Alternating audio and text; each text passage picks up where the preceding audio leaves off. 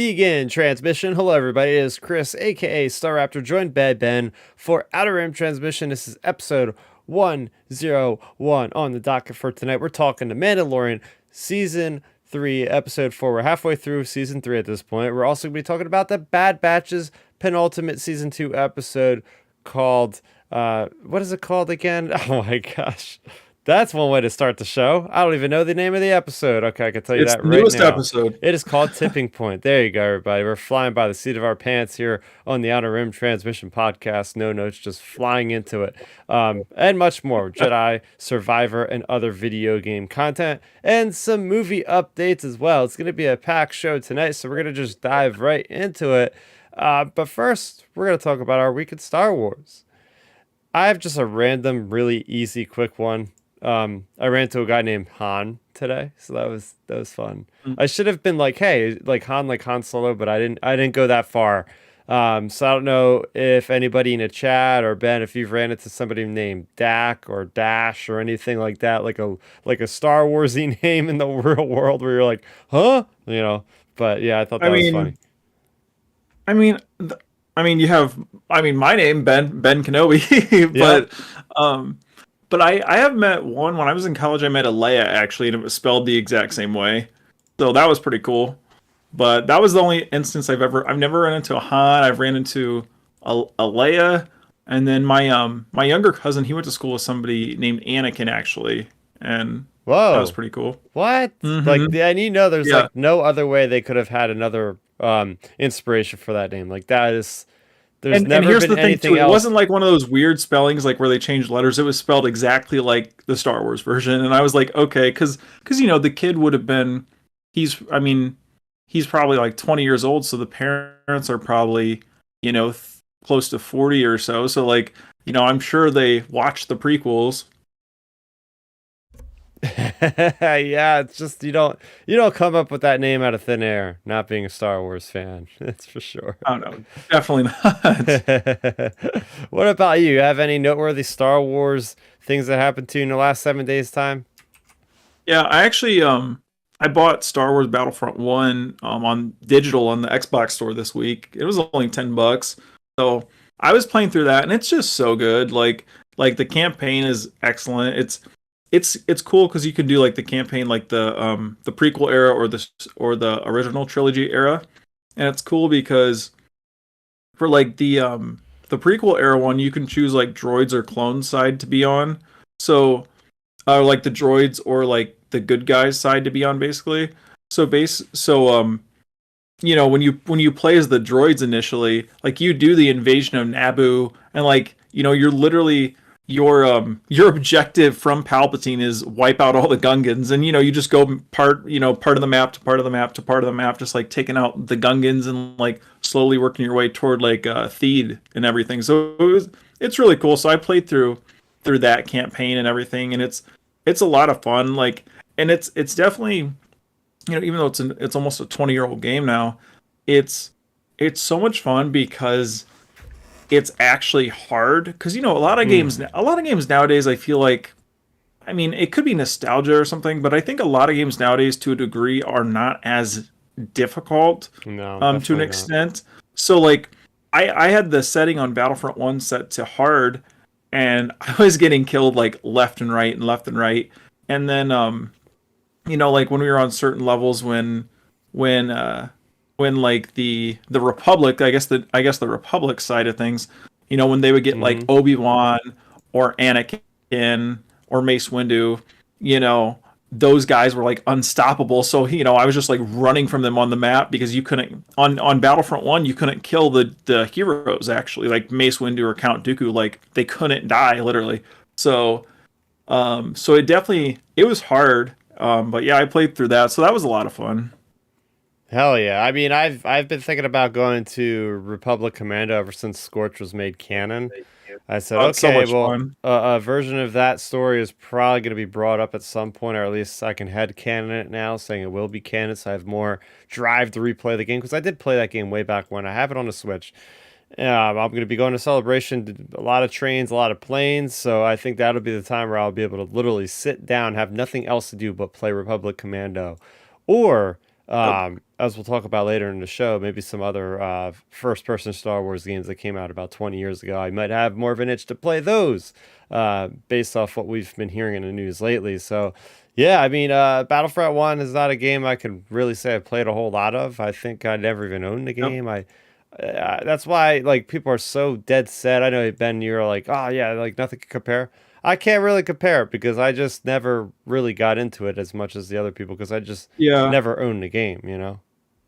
Oh yeah, that's totally understandable. I mean, like when it came to that game too back in the day, like I mean, not even really back in the day, I played it this week, but back then, the thing about that game as well, it's a lot harder for your characters to die, so you're not like getting killed like instantaneously. Hmm. But because like the second Battlefront 2, from the original versions, you were able to like get taken out a lot easier. But yeah, the original one was really good. It had its quirks. Obviously, like the graphics are nothing like today's games, but Hmm. still, it's a lot of fun. The maps are big on that one. One of my favorite maps is there's a Tatooine map, so it's like you have it's kind of like the mini version of A New Hope. So on the outskirts you have like the Lars homestead, Hmm. and then if you circle around the map, you have the Dune Sea with like the Sarlacc pit and everything.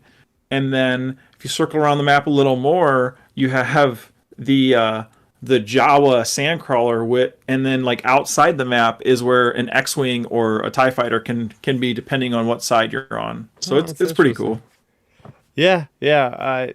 It's good jumping back into those old games, and it's great that Oh yeah. Xbox, unlike the PlayStation, no, I'm not trying to start console Yep. wars on the show. I'm not trying to do that here. But at least Xbox has the ability to do backwards compatibility. And they've been Yep. doing a really good job. The one game that I'm still, damn it, I'm waiting on the game is about Bounty Hunters, and I feel like And play. Obi-Wan. Yeah, but I don't know. I feel like the code for Obi-Wan, they just can't use it or something. Because I know Oh Bounty yeah. Hunters is possible because they have it on the freaking PlayStation 4.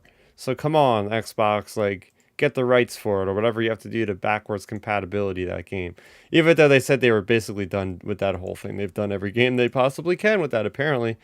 Um, but yeah, no, I'm looking forward to talking more about the game stuff coming up. But getting into it, some housekeeping here on the channel.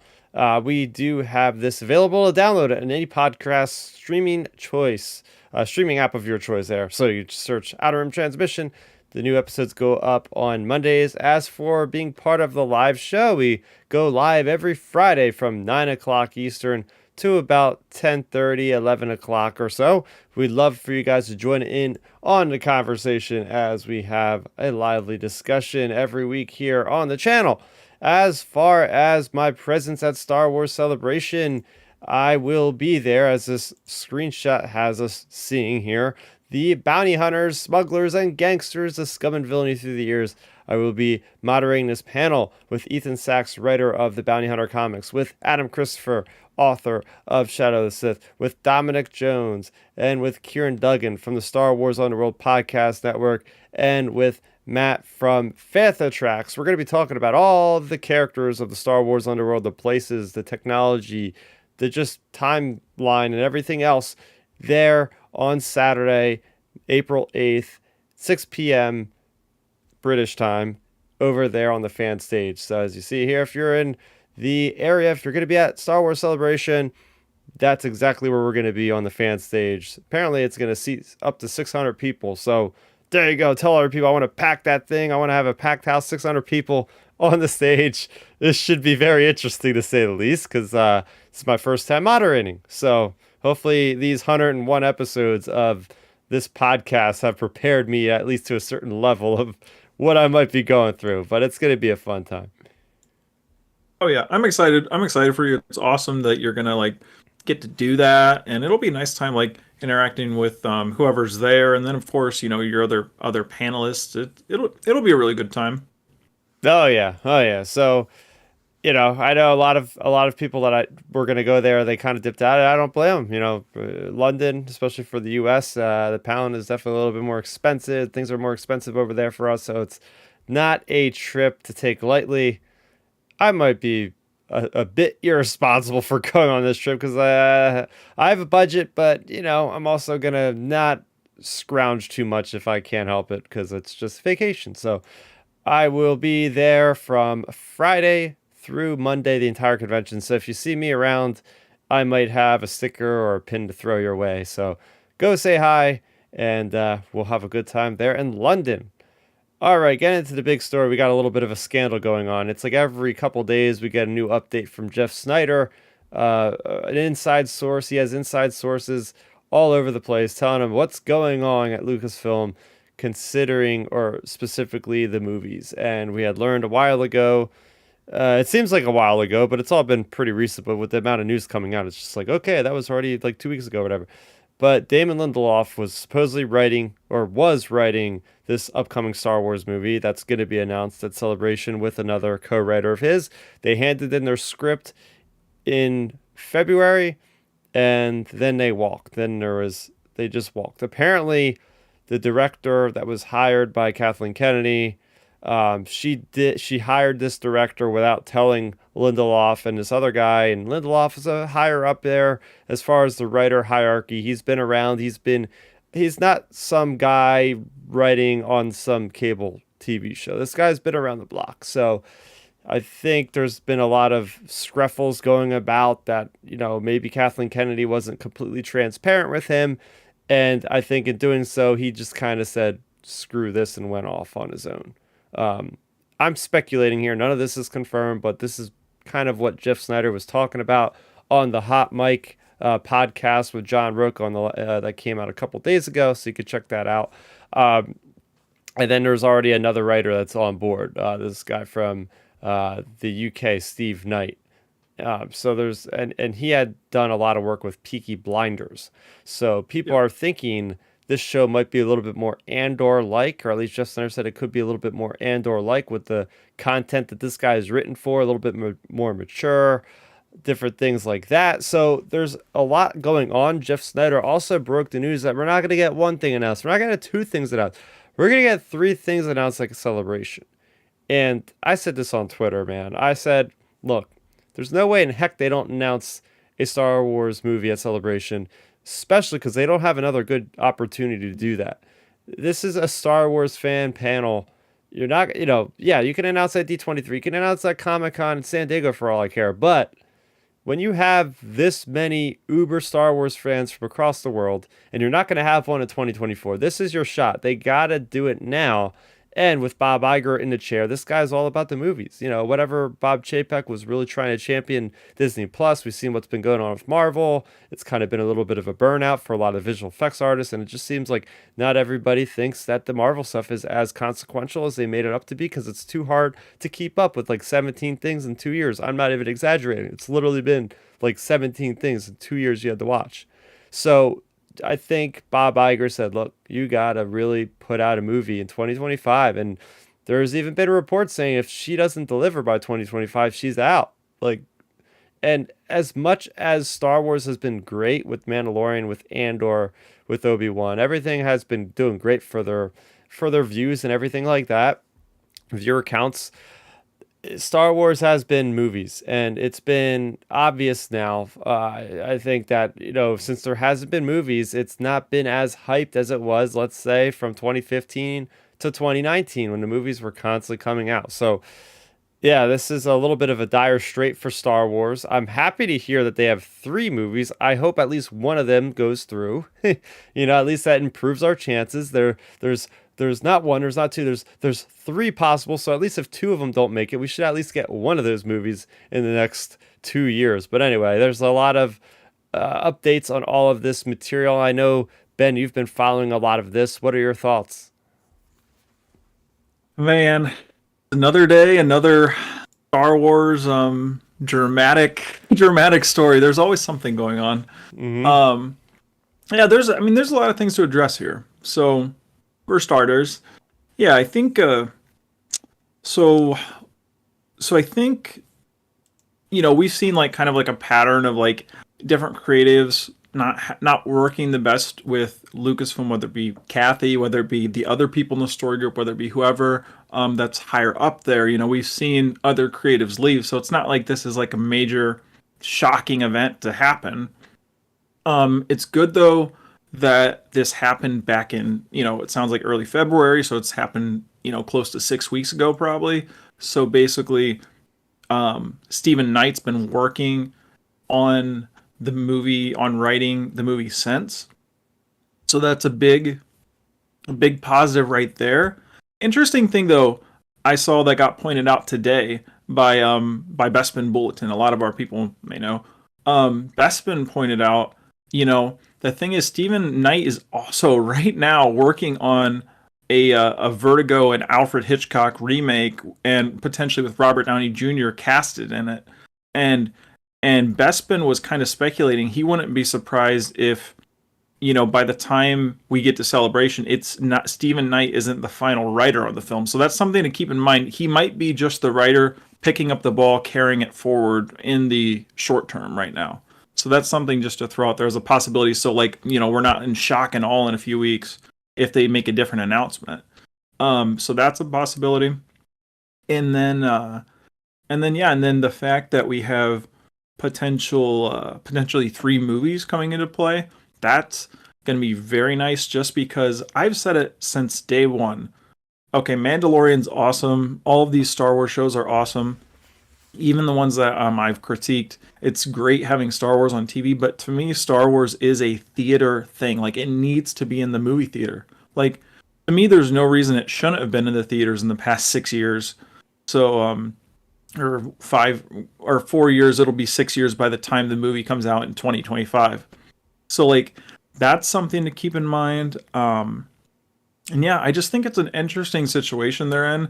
I think at least things are looking to be going kind of toward the upside of things, versus, it looks like they're finally getting their chickens in a row, basically. Of course, we all have our doubts because, we've been burnt a million times by this franchise with movie announcements and movie things and whatnot. So, that is something we've all dealt with, but it feels like this is different. And then just also to throw out there, for anybody that, doesn't know, Jeff Snyder, like you mentioned, he's a long time, insider from Collider and, in just the Hollywood trades and everything. And the good thing is with him, he doesn't have any type of agenda, because he doesn't like Star Wars. So he's just reporting the news, straight up news, what he hears. So it's nice we're getting just unbiased reporting from him. That's not just some Star Wars reporter who's really into, has a dog in the fight, basically. So it's cool that's happening, or that he reported that. And I feel like we're going to keep getting more and more Star Wars scoops, So that's kind of my opening thoughts on all of that. Yeah, so you're right. I think this could be the intro. I like the idea of going to Celebration and having a small kind of slate of things. I know, Ben, you've been wanting that for a while, and I could see all right, have a nice big picture, Kathleen Kennedy's on the stage. We're here to talk about movies. Nice space starscape background, and then one at a time they go 2025, this is the title of this movie, 2027 this other movie, 2029 this other movie, and then these are all going to combine, these are all going to tie into one another. They're not a trilogy. One film leads into another, and then beyond that we'll see what happens. I don't know, but it'd be cool to just get 3 Star Wars titles. I don't think that's going to be episode 10, 11, 12, but the standalone movies, I think that'd be a cool thing to do. Well, by the sounds of it, by the way, kind of the way Jeff was alluding to, and then Bespin on some of his stuff, it sounds like kind of the direction they're going with this first initial movie. It's going to be set however it's set, but it's going to be kind of open. Obviously it's going to be a movie, but it's going to be kind of open-ended. Think of it as kind of the early MCU, where, you can watch the early MCU movies in standalone, but you can continue watching them. So basically, the next 2 movies after the first one could continue off the first one if it's pretty successful, basically, is how I'm understanding it anyways. It's kind of open-ended. Yeah. Dark Nerdy Gonzo is chiming in. Everybody, you could do that as well. Stephen Knight, besides working on Peaky Blinders, wrote the scripts for films Eastern Promises and Serenity. Strong chances if he fully wrote whichever star flick it will be, it'll be a total mind screw in a good way. So there you go. I don't Well, really have much experience with this guy. yeah. Well, the thing is too to keep in mind, it's from my understanding, like reading all the stuff from like Jeff and from the other reports that are out there from Deadline, Bespin, whoever it may be, it sounds like a lot of the story for this movie, for like from the director to the writers to everybody involved, it sounds like the movie had a concept. So like whatever the concept, whatever the story was, like so kind of your like one page notebook page concept of the movie, and then that's where they're bringing in the writers to fill out the concept. Basically, like fill out the meat Yep. on the bones of Yep. the overall concept. So Hmm. so that's kind of something to keep in mind as well. So we might be getting like a flavor of like a little bit of Lindelof still maybe in there, and then obviously Stephen Knight, and then the original director probably has some obviously some pull on the movie as well. So it's probably going to be kind of a mix of those directors. I don't believe, from my understanding of it, that it's going to be just like strictly a Stephen Knight thing. It's more, this movie is more of a what's the word? Like a collaboration, basically. Yes. It's more of like Yes. it's more of a collaborative effort than just like, because they didn't, like Stephen Knight isn't they're not scrapping, they didn't scrap the entire Lindelof thing. Like Lindelof had like the concepts and stuff, Hmm. and like whatever Hmm. he turned in, they potentially didn't like, obviously, since they separated. But Stephen Knight's picked up the concept of whatever they were working on, and he's like adapting it to his style, basically. Yeah, like a good comparison is Rogue One with Gary Rogue One, Whitta. that's a perfect He example. did like the concept of the core Yep. story, things like that. He wrote in certain scenes, like when Jin is running with the plans and the walkers there from the trailer. Obviously, I Yep. didn't use that scene, but like he just did the overall scope. So hey, what's not to say that that's what Lindelof did, or that's what maybe Stephen Knight is doing, and then whoever we find out that is definitely directing a movie, maybe they'll add their flair. But I think it works out really well in most cases. I mean, say what you will about Rise of Skywalker, but something else is going on there where it's like, okay, Colin Trevorrow had this entire script agreed online, and then they completely flipped that one around, and it was J.J. Abrams, and that was a whole nother deal because J.J. Abrams already had made one of the movies and wasn't expected to come back as the other one. So that was a little bit of an outlier, but I like to think that, especially going into this new era of Star Wars, whatever it could be, it's a good idea for them to really think hard about this and I mean, listen to some of the fans, and be like, okay, like this is what have a closer ear what the fans want, but also to what makes sense in the story, and to push it a little Yep. bit further along than just something safe. I don't think you can get by with something safe anymore because they tried to do that with the sequel trilogy, then they tried to not do that, then they tried to do that again with the Rise of Skywalker, and it just became a mess. So at this point, whoever's involved with Star Wars, whoever the fans out there that are liking Star Wars, like, okay, cool, you got a lot of these people back, you gave it to a new generation. Let's push the storytelling like Rogue One, something like that where Yep. it's gonna be a little bit edgier, a little bit more outside of the box. Yep.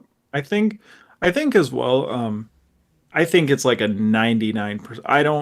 I don't think there's any way we don't get a movie announcement, a celebration, just because like, we've heard all these different things from like Jeff and Bespin and all these different people like about the movies. I don't think they, like we talked about, you can't go to celebration and then have next year off and not announce a movie. You have to announce a movie this year. Like you have to.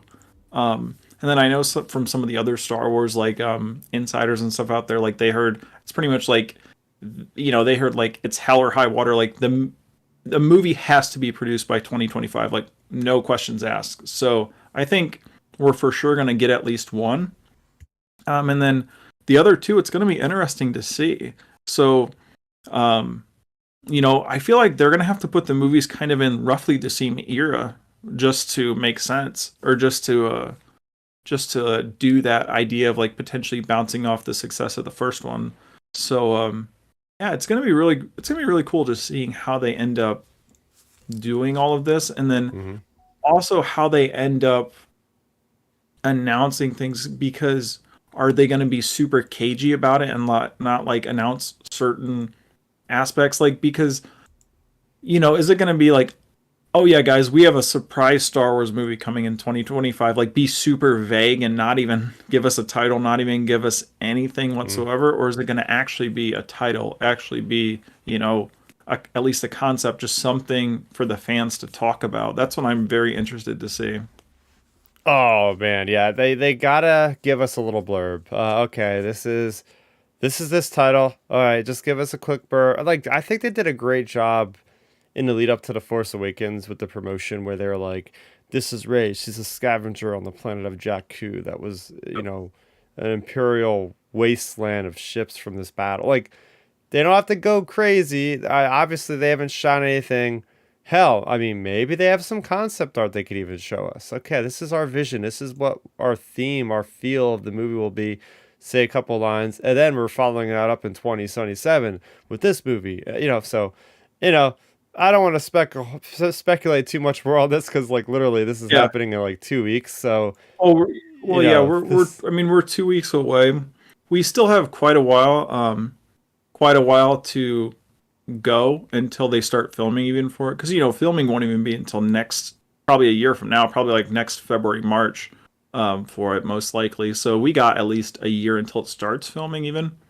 Like you Mhm, said, maybe they'll just show some general concept art or something, mhm, something generic like that, just to kind of like tide the fans over in the meantime, mhm. just so they're not like left to their own speculations and stuff. Yeah, yeah. So next up, we're gonna go from movies to other motion type of things that happen on the screen. We're gonna talk about video games. We got a Jedi Survivor official story trailer. So this is kind of like the trailer you would expect at Celebration. Just giving us not a whole lot of gameplay, a lot of cutscenes, big reveals in here, and I was kind of delusional when I seen it, but after looking at it on a bigger screen, looking at Twitter, seeing a lot of other people saying exactly what it was, I'm pretty sure we're going to Coruscant in this game, and that is the last place I expected this game to take me because there's several shots here of this black hole in the middle of this concrete jungle, if you will, and I'm guessing that's where people go for like level 1313 and things like that. And there's the LAAT modified, as we've seen in the later episodes of the Clone Wars, hunting Ahsoka. So we know that's been there. As I look closer, you could see the sky lane of traffic. The only reason why I didn't think this was Coruscant, because at least to me, the buildings look like too much like they're um, sharper edges. Oh my gosh, I don't, I'm failing on words tonight, apparently, but the structures of the buildings look like they're too pointy. Like they're not round, they're not squared off. So I'm like, is this Coruscant? It looks a little bit different to me, but maybe I'm wrong. I don't know. Ben, you've seen this trailer. You're pretty convinced it's Coruscant? Yeah, I mean, I feel like it's probably Coruscant. It might just be the actual, just the game design or something, Yeah. I feel like it might end up being just that. But yeah, after you pointed that out to me, I went and looked at it again, and it's like, yeah, that looks like Coruscant on that trailer. So maybe they're going there. Also, I was thinking as well, I meant to send it to you in our group chat, but I was going to ask you, is there anything that could indicate, could this be one of, potentially, because a lot of these projects like to, it's kind of like building up to the sequels and everything. Is there any chance that any of these, or like that place, could that be one of the planets in like the Hosnian Prime system potentially? Oh, yeah, that could be interesting. I mean, Mm. I'm looking at the planet. There's another image of the Stinger Mantis going into the atmosphere, and there's those concentric shapes, those circle type of shapes that most of us will see and be like, oh yeah, like we always see those ringed lights on Coruscant's surface from Yeah, space. it's probably likely Coruscant, I would guess. Which begs a question. It's like, and it's interesting because this ties into Bad Batch, right? It's like you have the clones having their little rebellion type meeting on Coruscant in the heart of the Empire, and we see that in Andor too, right? With Mon Mothma and Luthen Rael, like all these rebel operations are literally under the nose of the Imperials. Then again, we learn in Mandalorian there's like 1 trillion people on this planet.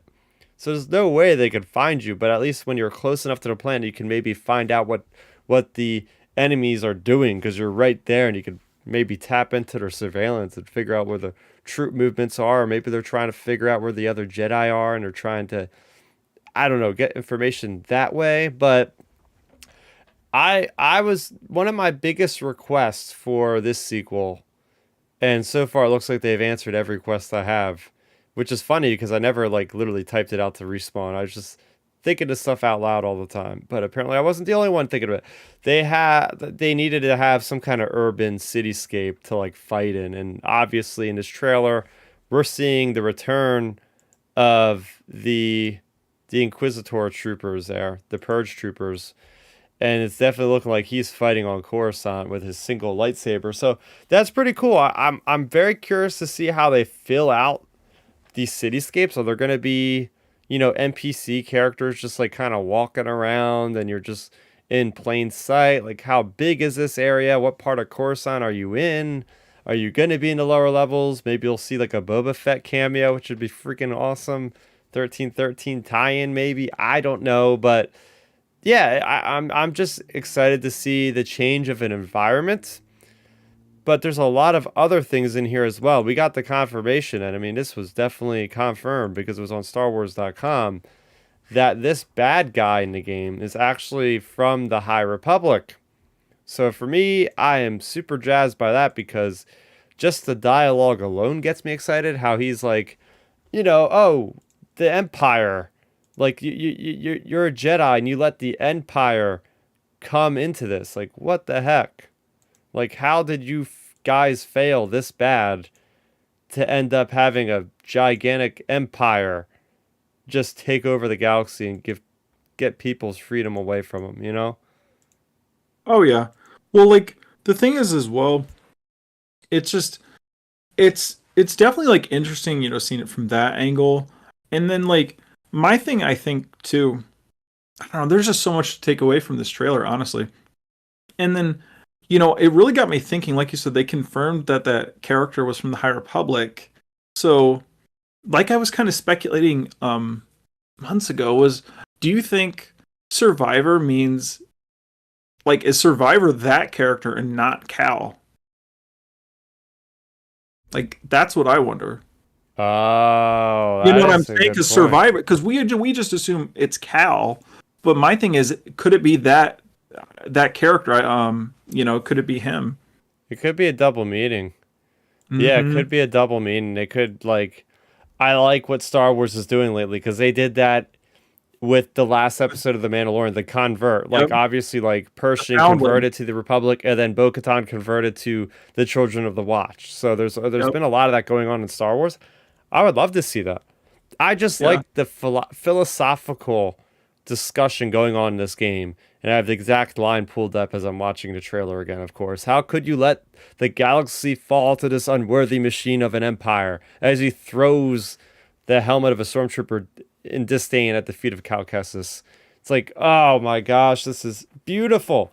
This is beautiful. And then you realize like the Jedi during the High Republic, 200 years prior to the galaxy with the Empire, it's like they weren't perfect either, and they had this battle with the Nile, and some of the Jedi wanted to go out in full force and kill the Nile and like strike teams, but then it's like, wait, that's not us, we're the Jedi. So it's like, the Empire could exist during the High Republic. Would the Jedi then also have fallen? I think so. It's just the way how things were meant to be. But I mean, I'm curious about this character. I certainly haven't seen him before.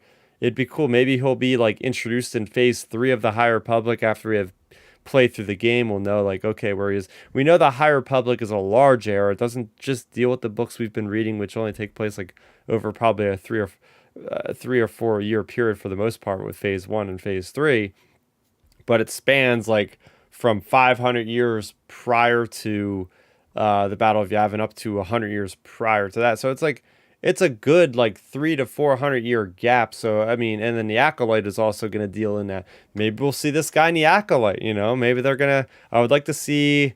I certainly would like to see some synergy now that we got this guy confirmed in this era. All things are leading to this era, whether it be a live action series, whether it be the books. Now, in this case, we have this video game. We're also going to have Star Wars Eclipse, which we'll hear more about hopefully in 2 weeks at Celebration.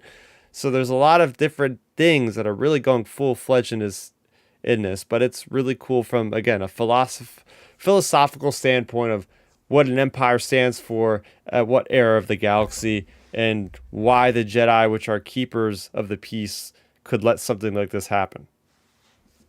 Oh yeah, for sure. Well, the thing is too with that, like you mentioned, a lot of good points there. Really, it's just great seeing like the direction they're going, like how they're it's all leading up to this, and then the potential connection, like you said, with the High Republic character, whether it's in the acolyte or it's in one of the other prior things, that would be that'll be really cool to see like their backstory. And then also, like for me, I think the like one of the coolest parts about this game, it feels like Star Wars. Like it's not one of those like games where it's like, is Yep. this a game like with Star Wars slapped on it? Just because it's Oh, I like know what you're talking about.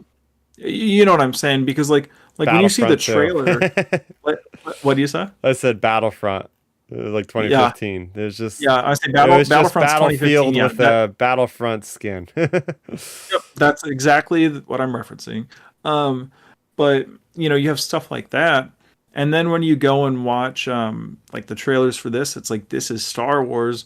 I mean, the other night, I mean, we're getting close to this game when I'm just chilling and it's like 11:30, 12 o'clock at night, and like the trailer for this game just randomly comes on TV. So it's like it's great getting to see like they're amping up the marketing for this, and it instantly catches your eye too, or your Hmm. ear. Like if you're not looking at the screen, like you instantly like look up at the TV and it's like, whoa, like that's Star Wars. So it's great getting to see, just see how it all how it's Yeah. all just out. Like we're so close to it coming out. Yeah. Did I tell you guys I ran into that advertisement in Brooklyn, New York? Oh yeah, yep, you mentioned that to us. Okay, yeah, yeah, that was really funny. That was awesome. But yeah, I like that this game is going to get its time to shine. I mean, obviously it's going to get a big push to Celebration. I'm holding on hope. I'm holding on hope. I mean, come on, the game will be out like 2 weeks later. Like, have a playable demo. Come on, give it to me. I will get my camera and film that and put something on YouTube as soon as I could. Although I don't know how good the internet's going to be over there, especially overseas. Who knows? But I mean, between having Mandalorian finish entirely, having the conversation start to simmer with Mandalorian after like 2 weeks of being over, and then just like right into the conversation with Jedi Survivor. I told you, Ben, I know that the High Republic kids show is coming out like the day later. I'm like, sorry, kids show, I'm gonna be not caring until I finish this game because I'm literally not gonna go on the internet, or at least not go on Twitter or social media until I finish the game. So even if it takes me 20, 30 hours and you don't see me active on there, it's because I haven't finished the game yet. And I keep seeing this stuff every week. People getting mad about spoilers. It's like, guys, you just gotta realize you just can't go on the internet. Like, you guys weren't born yesterday. I hate to say it, Well, but we've been through yeah, this for the last 3 or 4 years, really since the Force Awakens in yeah. 2015. So you guys got to do your blackouts. If you're that spoiler phobic, you should have known to not go on the internet. No, you can't trust your friends. I hate to say it because they'll put it out there. I might be partly responsible for my YouTube videos, but at least I don't put them on Twitter. At least I can say Yeah. that. Well, that's the thing too with you know, people always have to remember that with the spoilers, whether it be this game or Mando or whatever. If you don't want to be spoiled, just stay off the internet because most likely all of the accounts that you're following are in your niche of things you like, like Star Wars, superhero, sports, whatever. And if you don't want to be spoiled by that, well, it's highly likely, like me being, me following 100 Star Wars accounts, it's highly likely someone's going to post a spoiler on Twitter. It's highly likely. Or, the best, the really greatest Twitter spoilers aren't even from people posting. It's from Twitter's algorithm. It'll say, Yeah. so like when Mando season 2 ended with Luke, obviously Luke was a huge spoiler. And the number one trending topic on Twitter, like when you just look at the trending topics, the number one trending topic it was Luke. It was literally Luke Skywalker, and then below it was Mandalorian season 2 finale, and it was the picture of Luke from the finale on the Twitter headline thing. So like Twitter literally spoiled it through its algorithm. So you just can't trust anything. So it's just like you got to stay off the internet until you consume the piece of media, or you're just going in at your own risk. I mean, I had the Darth Maul solo thing spoiled for me from just a random comment on a sports page. Like somebody commented underneath the sports Yep. page and was like, ha ha ha, for any Star Wars fans, Darth Maul's in at the end of Solo. And I'm like, what? It's like, okay. I'm going to answer a question here in the chat. We have Peter Griffin asking, do you want to see Cal in live action or just keep his story playable? I've been a very strong proponent of just tell a story in the game. I am this attached to this character. Yeah, okay, it doesn't help. I'm a little bit biased like cosplay. I'm all right. I'll be cosplaying in Celebration in London if you see me. Say hi to me and BD. But I think it's always worth saying if a character first appeared in something, try to push as much as that story first in that medium, then branch out. It's one thing if we like get the third game because it looks strongly like they basically said if it does good enough, it'll get a third game. How is this game not going to do good? How is this game not going to do good? There's no other games coming out around it. In fact, other games have moved out of the way early just so they have a little bit of a chance to make a little bit of money. Because once this game comes out, it's going to do close to Hogwarts Legacy numbers. Or, I mean, that game's an avalanche. I don't know if it'll catch up to that, but it's going to do good regardless. Let's say Jedi Survivor 3 takes place well into like that in between Return of the Jedi and Force Awakens era.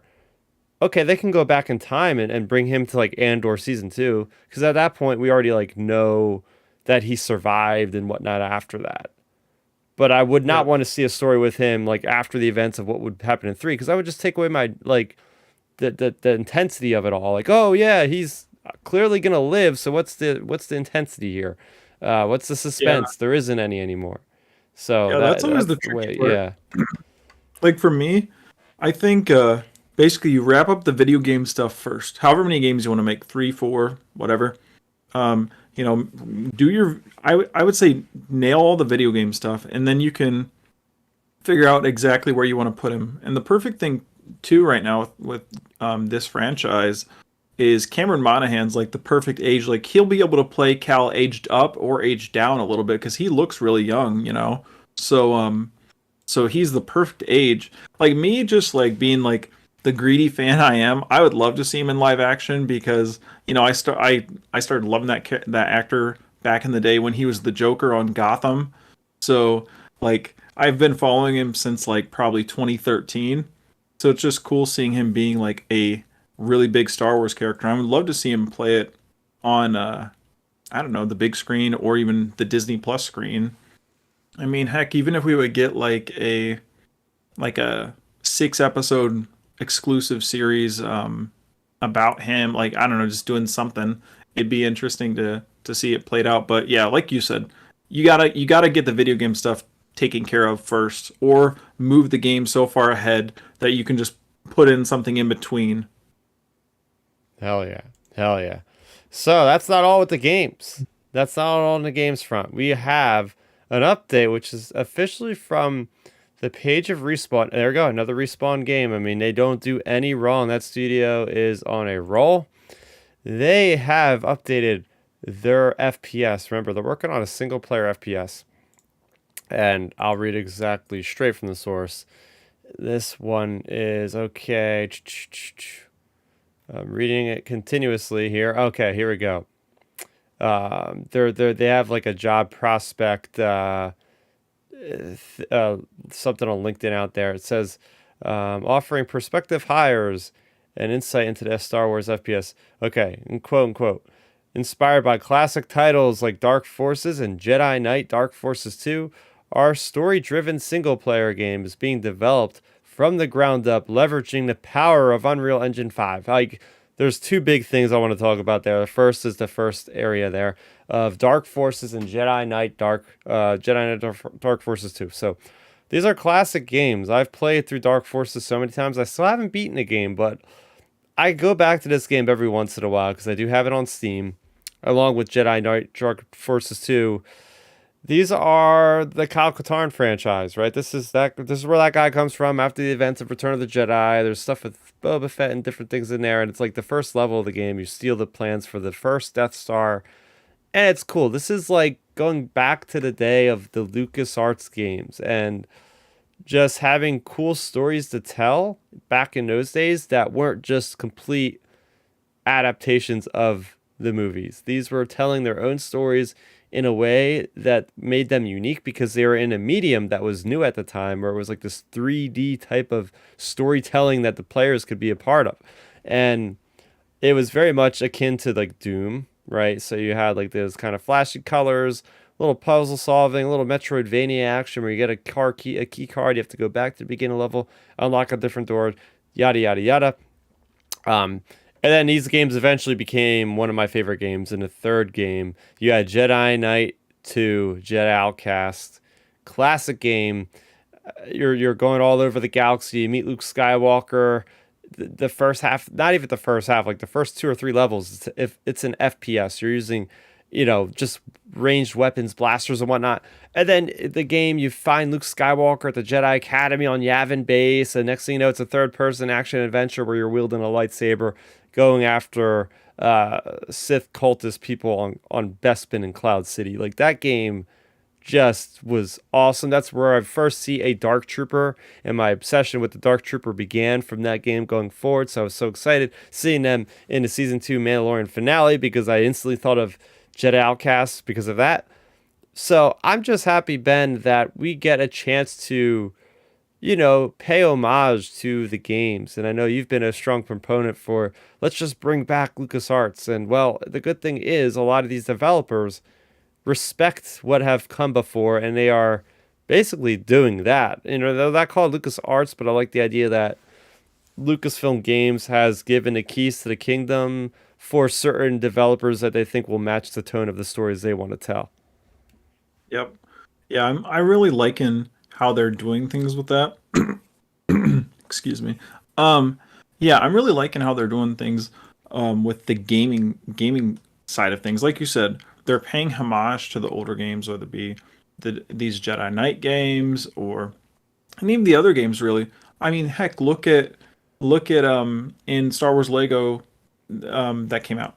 There are cases you can find where that had the original Star Wars Lego games on it from like 2002, 2003, 4, 5, whatever. There was the original Lego games, so I like that these new games, whether it be the Lego games or this game, they're harkening back to the old like LucasArts era games. Like it's just such a nice, refreshing take on things. Because it felt like we were in an era of Star Wars a little bit there where Star Wars was like, hey, we got to be like so different from everything like originally, like in the old era of Star Wars, and they were trying to be like too different, and now it's like they're embracing it and adapting it to whatever story, like you said, whatever story they're telling that's fitting like the story and the characters and everything. So it's just cool seeing that play out. And like you said, the first time I saw the Dark Troopers in Mando, it harkened back to that game, and then Star Wars Battlefront 1. Those are my two things, and those it harkens back to both of those old games because it's just like it's just that shows how important gaming was back then, like in that era, that LucasArts era, that like just instantly seeing a Dark Trooper, you instantly think of a video game. You don't even think of a movie or a Yep. comic book or a figure or a whatever. Like you instantly think of a video game. That shows you how impactful those games were back in the day. That it's like, oh my gosh, we're referencing a Imperial basically stormtrooper Yep. from 20 years ago Yep. now. So it's cool seeing how they're paying homage like that. Yeah. And the other big thing I want to point out here is the fact that they're using Unreal Engine 5. Now, Unreal Oh Engine yeah. 5 is huge. I was just listening to a video, next gen console watch on IGN. It's like a weekly show where they talk about just the very much thing, the cutting edge of the games, the technology, and their topic today, surprisingly, was like, oh, like what's going on with Unreal Engine 5? Like that's the next big engine. Like everything is currently on Unreal Engine 4. For instance, Jedi Survivor did not make the leap to Unreal Engine 5. They're using Unreal Engine 4, and they actually are having, I think it's the GDC week this week or something. It's like Game Developer Conference in San Francisco, where like the people from Epic Games, which are the creators of the Unreal Engine, were like doing a tech demo of what the capability of that is with the facial animations and everything. It's basically like the uncanny valley is now over, basically with games. But that's a tech demo, so it's going to take obviously a long time for the game developers to be able to harness the full capability and power of the next gen Xboxes and the new GPUs and the PS5 architecture to be able to use that. But right now, there's not that many games, even in the future, that we know of that are going to be even using Unreal Engine 5. Right now, the only game that I play is Fortnite, and that looks really good. I love the Unreal Engine 5. You could tell just everything is so crisp, and the flow of it is just so good. Other than that, there's going to be the Hellblade 2 Senua's Saga game on the Xbox Series X and S is going to be Unreal Engine 5. There's only a handful. Stalker 2, I think, is going to be that way. So it's nice to see that Star Wars is going to get an Unreal Engine 5 game. In fact, that's going to be an FPS in the vein of Dark Forces and all. It just gets me really excited because Lucasfilm or Lucasfilm Games or LucasArts were always on the forefront of technology of the games too. Because I remember reading game magazines when that was a thing back in the early 2000s with the Force Unleashed. I remember them talking about, oh yeah, we were utilizing this technology for this special plant physics that's never been done before when you're using the Force. Just the way the plants wave in the wind when you're using a force push and all. Like I remember just the nitty gritty details they were going through, and at that time it was like, holy crap! Like LucasArts is really pushing the boundaries with the game. So I'm excited to see them. You know, just a simple little byline in a statement is enough to get me even more excited for this game. Oh yeah. Well, that was one of my when it comes to that game specifically, the Force Unleashed was so cool. Like I played through that game multiple times just because it's so much fun checking out all of the different environments, you can just mess with. Like notably, heck, even the very first episode, first level of the game, you're Vader on Kashyyyk, and just going through and you can just literally pick up trees, throw trees to the side, slice through, and you can see the trees getting cut in half, like all these like little details. And that game was made over 10 years ago. So it's cool seeing how we went from that to like how great games look now. Mm-hmm. Oh, hell yeah. Hell yeah. So stay in the loop for the latest on the Star Wars news. We'll keep you guys covered. And we're going to get into it. We got 2 episodes to talk about tonight, Bad Batch and Mando. So getting into Bad Batch. Bad Batch returns to full force form here, and I don't know what I mean by that exactly, but we have the Bad Batch Season 2, Episode 14, Tipping Point. This is as good as it gets, if you ask me, as far as a way to tell a story. Just going into the mindset of Crosshair, that awesome attempt to escape. Then we get the recognition of clones like Gregor. We get the freeing of a character, Hauser, who's back from Season 1. And we get to catch up on the planet of Pabu, seeing how Omega is flying the ship. I'm sure that's going to come into practice in probably Season 3.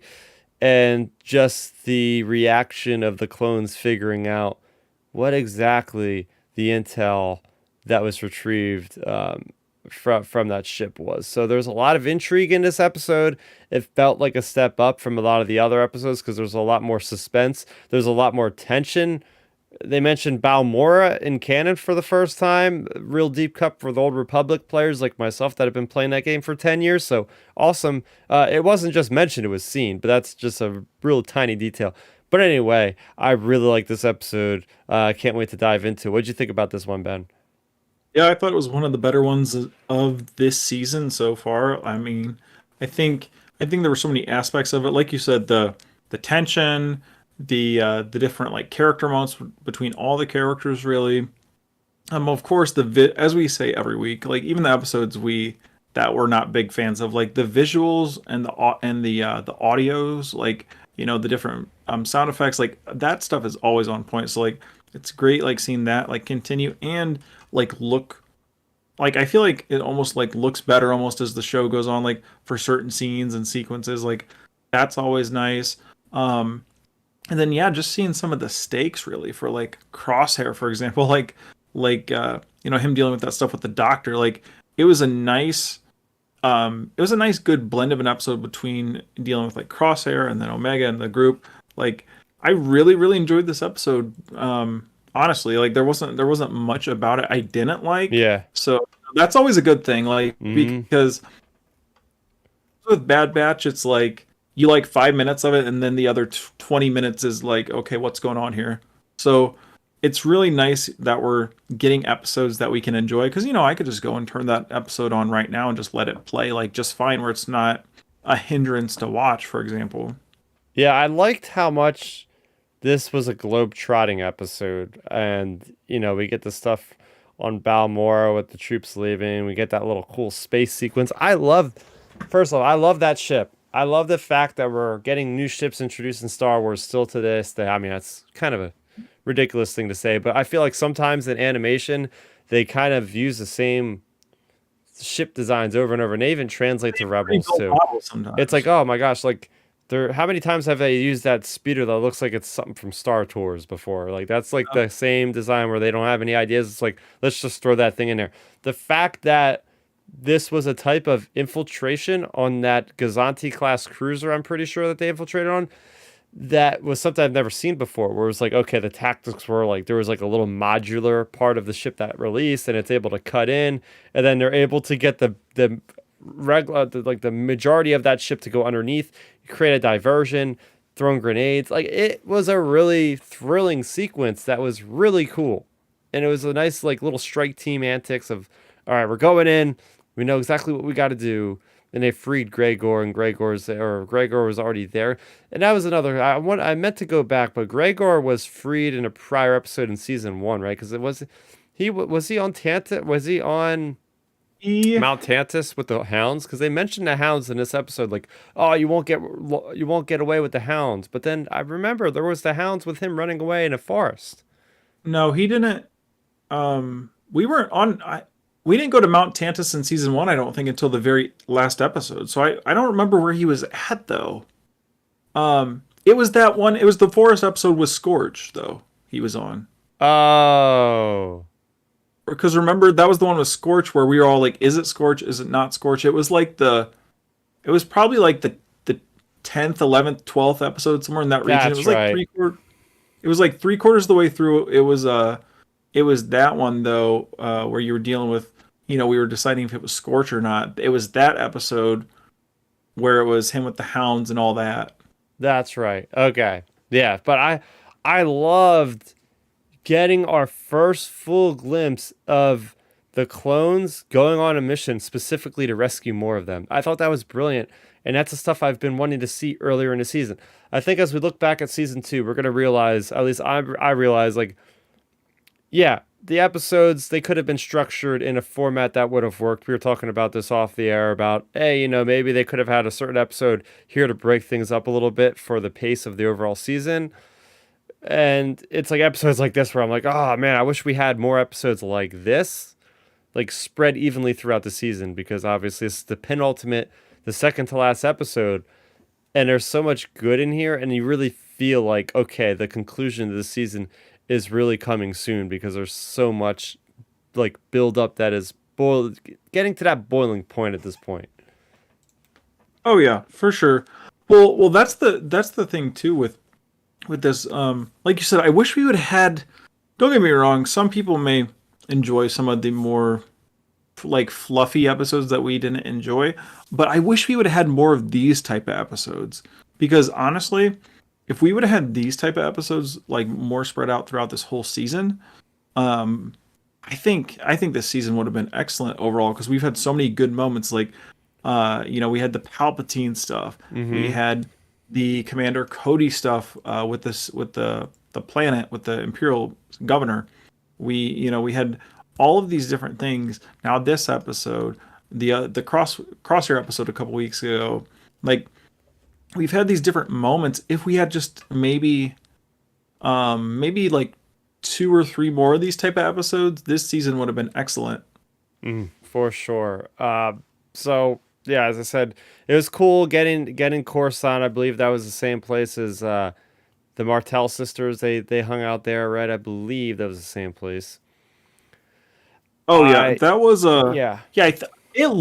It seemed like that was where the Martells were, like, or at least it was supposed to look like it, you know. Yeah, and there was a nice reference, like they were talking about the background of the lead scientist Hemlock, and they were saying he's from something like the Strategic Science Division or something like that.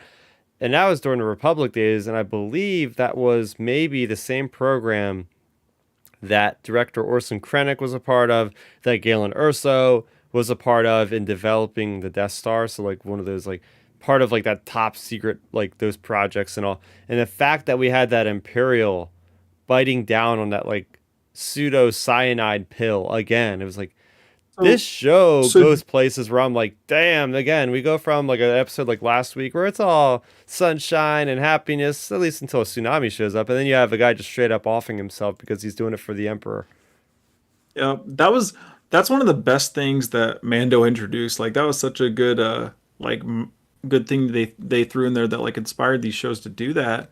It's so what I was going to ask you, like bringing up, have we got exactly what the Order like 88 is or whatever that they were alluding to?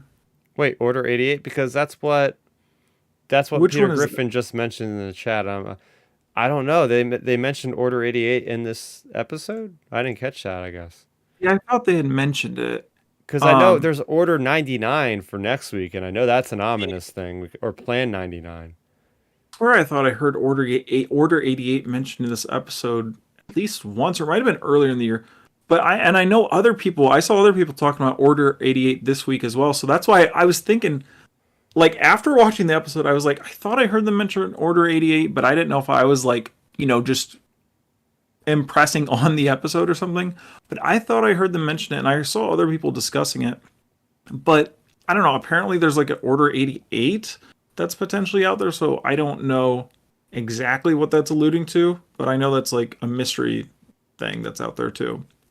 Yeah, I my speculation for next week, what's the point of speculating if we're going to be talking about the actual results in a week from now, but I just still think like somehow something's going to get deactivated, that a lot of clones are going to die. See it now. We'll They're all see. going to try to get Crosshair. There's going to be a little mini clone rebellion there with that little strike team worth. Maybe we'll get Cody to help out. And we're at least losing a couple people, and maybe it's because of whatever Plan 99 is going to be. Oh yeah, we'll see. The thing is with next week, it's going to be interesting because obviously they have to. We know there's a season 3 coming. Like there's too many Well, storylines we to wrap don't up. know exactly. Like I still have not Oh, seen any rumors or anything for season 3. And to so strongly. keep this in concept, the people that watch the episodes that seen them in advance, they only seen up to this week's episode. So Oh, they interesting. this could be like a Rogue One ending. They could be going into Mount Tantus. Hemlock has this big red button, Well, presses the red button, all the clones die, and then they go back to Pabu and they say, okay, we're going to chill here the rest of our lives because there's no point in fighting the Empire. I don't think it's going to be that dark, but whoever knows. this is my thing. I think so. This is the tricky thing. It's an animated show, so obviously you can't go too dark, you can't go too light. Um, but the way they can go about doing it is they basically, I think that is going to be the final clone. Let's just wipe the clones out all at once thing. It's going to be just activate that shocker chip, and I think they're gonna do it in a way where it's just alluded to. Obviously, like we'll see one clone trooper die at Mount Tantus, or we'll Yeah. see someone die at Mount Tantus. It'll activate and zap them, and then we'll just like get the hint. It's like, okay, this is what happened across the galaxy. No, no, no. What's going to happen is they're going to pull George Lucas on us. They're going to give us this John Williams score that's just this very melancholy score. And we're going to sweep across the galaxy. All of our favorite clone troopers are Order just going to 68, like Order order, 88. execute, order. 99, and then just like get the sad music of these clones just dropping dead, just all over the Well, galaxy. And well, my thing that's oh tricky with man, the situation is how can they like go to Mount Tantus and like live? You know, obviously Mount Tantus has to continue unless does they just it? decide not to talk about it. Does it? Because my whole thing is, it seems like Scarif ends up being that top secret location. Hmm. So I'm also thinking along the lines, maybe they're gonna go opposite of Thrawn trilogy, and they're gonna just say, "Hey, this didn't work out. Move all the stuff to Scarif," and then yeah, I don't know. We'll see. Yeah, I mean it might. I mean, hey, we'll find out. We'll find out by the end of this year, probably in Ahsoka. Yeah, I think so. I think so. But let's get into our scores out of 10. And well, we could talk a little bit about Crosshair first, because I know we have Yeah. Peter Griffin in the chat has been chiming in quite a bit, man. Thanks, appreciate it. About, every time he's saying that Crosshair is in the show, it's going to be a good it's going to be a good Oh yeah. episode. I agree. Who would think that we'd be rooting for this character so much? I think he hasn't had much screen time, but what he has appeared in has been solid gold every time. And Well, yeah, this is well, another one of it, his episodes. yeah. Well, it has to be. It has to do with the tone of his character. You know, the main Bad Batch crew is so lighthearted esque. Like, you know, obviously Omega, Echo, Tech, Wrecker, Hunter. Like, you know, everybody that's been involved. Heck, even Captain Rex when he's been involved to an extent. Like, you know, they're so lighthearted, and then Crosshair is just like to the books, like, you know, a soldier. So like he's so serious. So, you know, when he's in an episode, you know, we're not gonna get like la di da, like, you know, just like messing around with lighthearted stuff for the most part with him. Hmm. Yeah. Yeah, it's just great seeing his tenacity, like even being like half like drugged, just still just often fools that quickly. Yeah, And it's just yeah, it's crazy this how accurate he still yeah, is. yeah. So but yeah, it's great to see him being redeemed. It's great to see the reaction of the Bad Batch receiving the message from him, essentially like, oh wow, this is from Crosshair, he was over here, okay. So Yeah. good stuff there. I will say I really enjoyed this episode. This episode, I got to give it an 8.5 out of 10.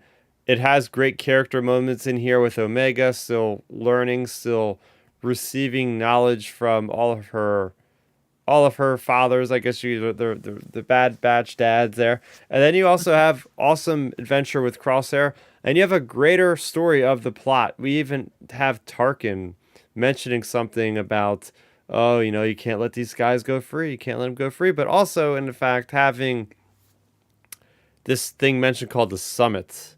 And I know the next episode or the episode after that is called the Summit. I thought they were just talking about the summit, like the summit of Mount Tantus, for instance, but I think we're gonna get a big gathering of people. Maybe we'll see like an Orson Krennic there, something like that. But I'm very curious to see what this gathering is gonna be, because that's what I, gathered from when he said that. So I'm curious, but it was nice to hear Steven Stan. It was great to see a holocron or hologram, sorry, of Tarkin back. We haven't seen him since season one, episode one, I think. Oh yeah. It's always great seeing like Tarkin's a character too. You know, they can sprinkle him in here and there, like whether it be holograms in any of these shows, really. So it's like you said, it's great seeing him. Steven Stanton always does like such a good job with the voice ever since Rebels and, you know, the early days there. I mean, heck, it'd be cool to see a Tarkin cameo if we ever got one like in Andor. Like they can slip in Tarkin cameos anywhere because his character makes 100% sense in any of this stuff. Hmm. And yeah, it's just great seeing the Bad Batch not putting up with Sid's BS anymore and actually having a nice heroic kind of story that's been happening, where it's like, okay, they're not mercenaries as much anymore. And that's what the season has been about, was, hey, these are characters that are mercenaries. What do they do after the Republic has fallen? They don't want to be in the Empire. They got to be mercenaries. Maybe they can be more than mercenaries. And that's what this journey of this season has been, to show those small adventures. Whether we liked every single one of them, probably not. But overall, I think now seeing them have that greater picture, realize, oh yeah, Echo, yeah, he went over there because maybe he had the right idea with the rebels and all that kind of thing. So yeah, what's your score going to be out of 10, and final thoughts on this one, Ben? Yeah, my final thoughts are, pretty much what we've been saying all along. It was a really good episode. It really didn't have many negatives to me. Honestly, like I can't think of any off the top of my head for the most part. Like I just really enjoyed it. Like especially, as we just went through, having a crosshair focus anytime, basically anytime, not even a cameo, anytime he appears in an episode, something serious is going on. So it's great seeing him, and then getting his like character, like seeing his attributes. Like we mentioned, his accuracy is crazy. Like even just being like drugged up, it's like what in the world.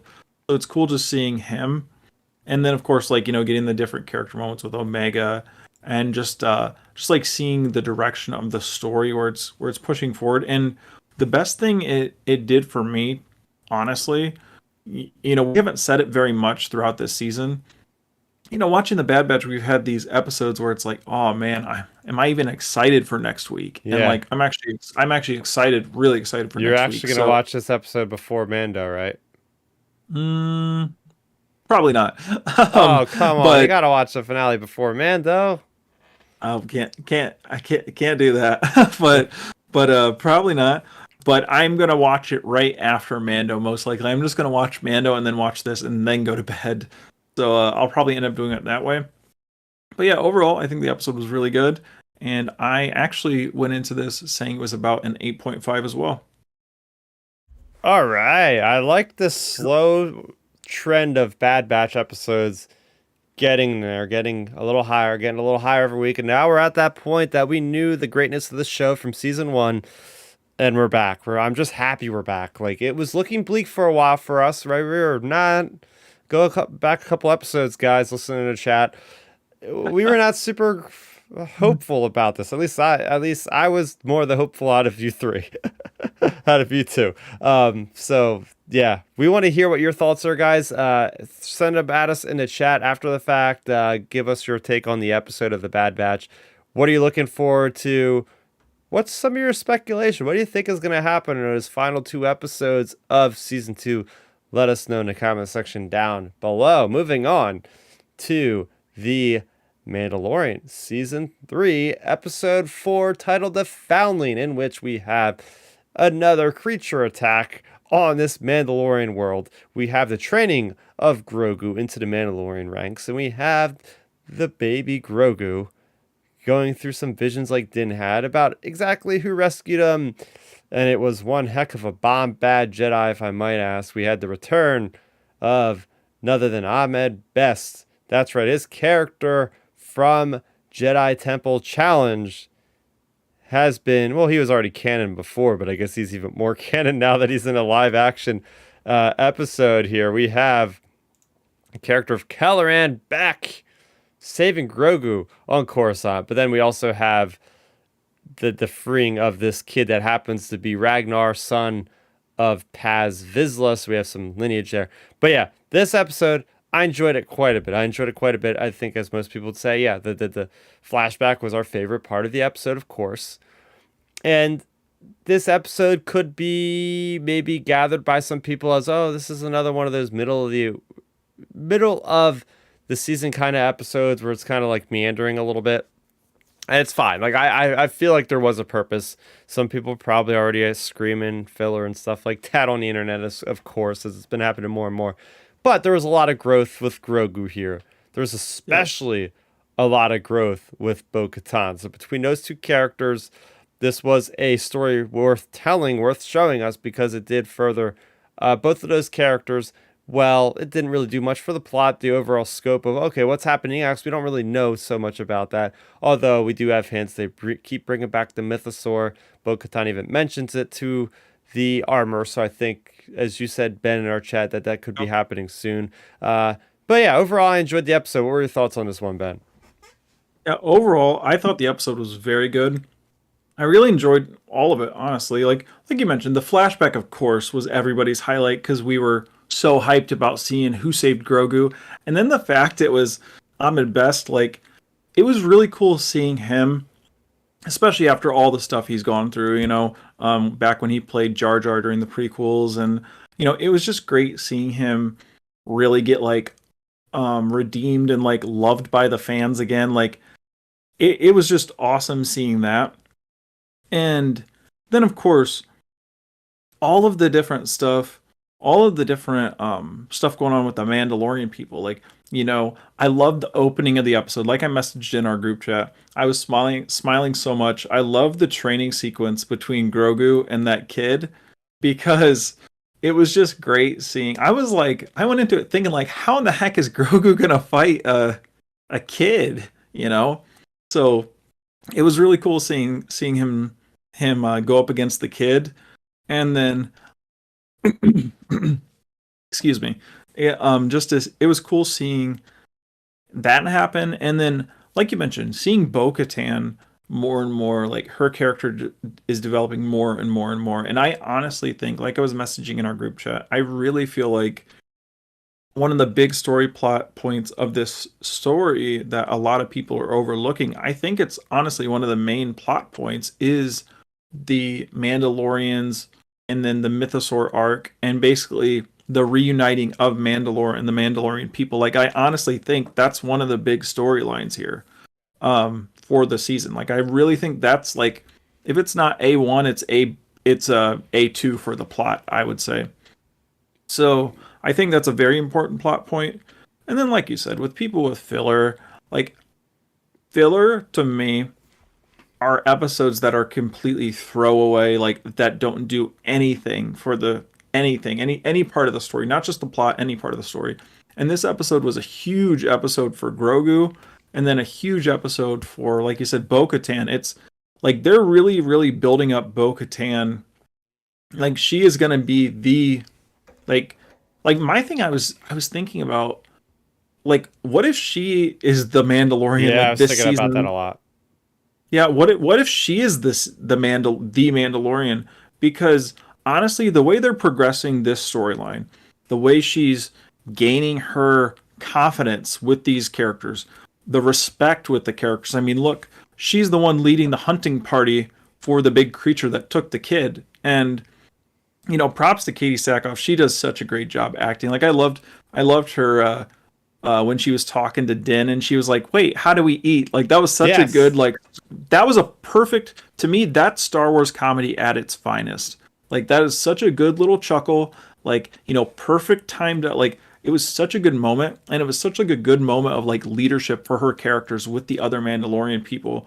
So like I really think they're really angling Bo-Katan to be the big character of the season, because I don't know about you, Chris, but like I think with the way they're going, there's no way Din's going to be the one to defeat the Mythosaur or ride it or whatever. It has to be Bo-Katan at this Oh point, in my yeah. opinion.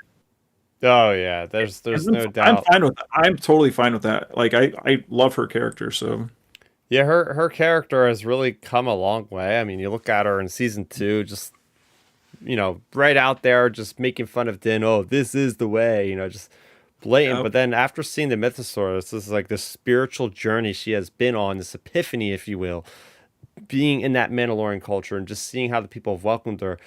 And she's got a really good head on her shoulders. There's a reason why she's a leader. She's done this a lot of times before. You see in the Clone Wars, go back and watch that. If you've not watched the Clone Wars, seriously go back and at least watch the bounty hunter episodes or the episodes involving Death Watch, which she first was a part of. But it is interesting. It's like a paradigm shift. All of a sudden, Din Djarin seemed to take a back seat, yeah, but it makes sense. I mean, it's not like this is, the Job of the Hutt show. It's she's still a Mandalorian, so technically you could just say, yeah, this is the Mandalorian show, but it's based off of Bo-Katan now, not yeah, Dr. Pershing, as some people were a little bit perturbed the prior week. yeah, It's like, what is this? This guy's not a Mandalorian. yeah. I mean, just think with I think this episode honestly was like signifying like the Mandalorian. It's probably Bo-Katan and Grogu. I think those are the Mandalorian, like you could use it for either of them too. Like at this point, the more and more I feel like I know it's like such a weird comparison, but I feel like Din is turning into kind of Joel from The Last of Us, where it's like he's kind of just the middleman between all this stuff going on. Yeah. Like he really feels like he's the middleman just between all this stuff. Mm-hmm. Um, so Mm-hmm. it's really interesting to see his character kind of taking that arc where he's just like that guy.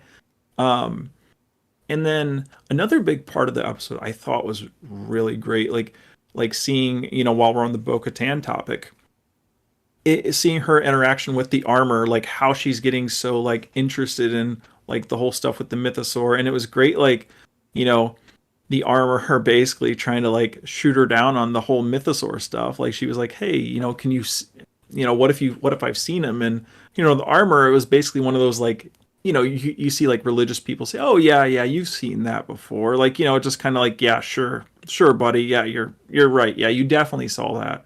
Like it was more like a sarcastic, like her going along with Bo.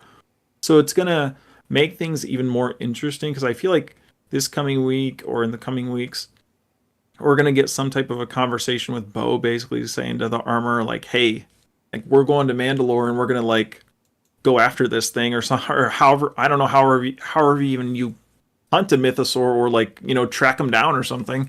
But I think that's what's going to be one of the plot points with Bo, that they're going to have to go to Mandalore to do that. Um, so yeah, I think that was a really important part of the episode. And also it's going to be an important part to me, anyways, for building up her character and her credibility to this group of Mandalorians, because when she eventually does do that, I mean, we're assuming she will. Whenever she does do that, like that'll like put the credibility in those people's heads, like, oh my gosh, like she did it, and like, all this stuff. Yeah. Yeah.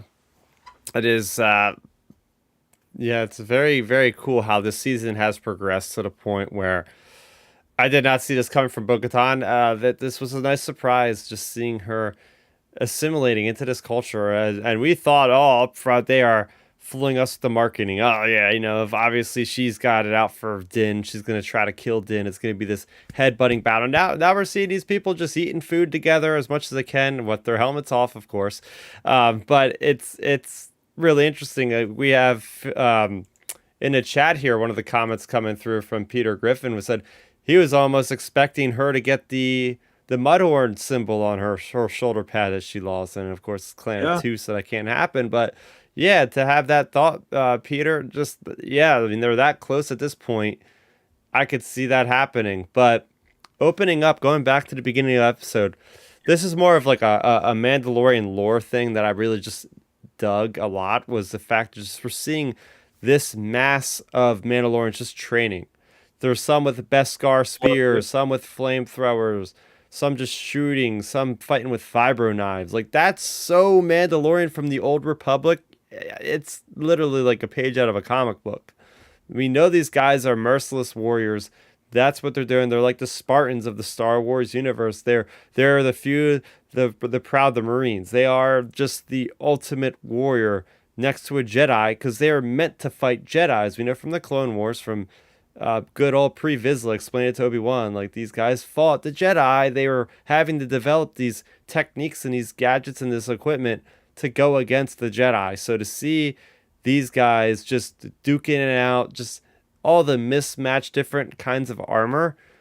I love going to conventions, because every convention I go to, whether it be New York Comic Con or Star Wars Celebration, you always have the Mando Mercs in attendance, and these guys have been doing it for years and years and years, where they have all their own unique crafted armor, and they go through like a little parade at some point through the convention, and everybody loves it because it's so badass.